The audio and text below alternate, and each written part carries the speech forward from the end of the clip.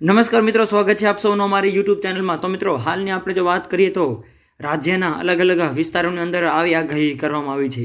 તો મિત્રો, ગુજરાત વેધરને લઈને સૌથી મોટો સમાચાર સામે મળી રહ્યા છે। વિડીયો ગમે તો વિડીયોને લાઇક કરો, શેર કરો અને જે મિત્રો ચેનલમાં નવા હોય તો સબસ્ક્રાઇબ પણ અચૂક કરી લો। તો મિત્રો, હાલની આપણે વાત કરીએ તો આગામીની સમયની અંદર આપણે વાત કરીએ તો વાતાવરણની અંદર અને હવામાનમાં કેવો ફેરફાર થઈ શકે છે। તો મિત્રો, હાલની આપણે વાત કરીએ તો શિયાળાની ઠંડી અનુભવી રહી છે, એવામાં બપોરના સમયે ડબલ ઋતુનો અહેસાસ પણ જોવા મળી રહ્યો છે।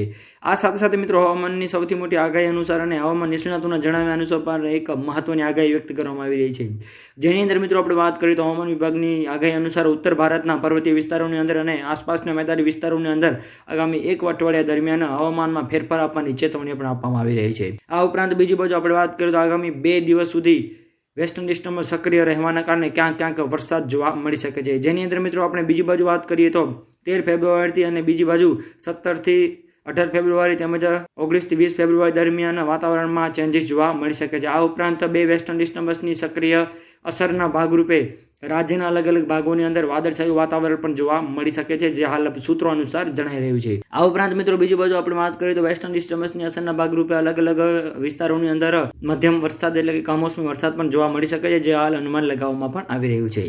આ સાથે સાથે 12 ફેબ્રુઆરીએ હવામાનમાં પલટો આવવાની શક્યતાઓ સાથે અમુક વિસ્તારોની અંદર વાદળછાયું વાતાવરણ પણ જોવા મળી શકે છે। અને મિત્રો 14 ફેબ્રુઆરી આસપાસ વેસ્ટર્ન ડિસ્ટર્બન્સ સક્રિય હોવાના કારણે અલગ અલગ વિસ્તારોની અંદર વાદળછાયા વાતાવરણ સાથે કેટલાક વિસ્તારોની અંદર હવામાનમાં પલટો પણ આવવાની શક્યતાઓ હાલ વ્યક્ત કરવામાં આવી રહી છે।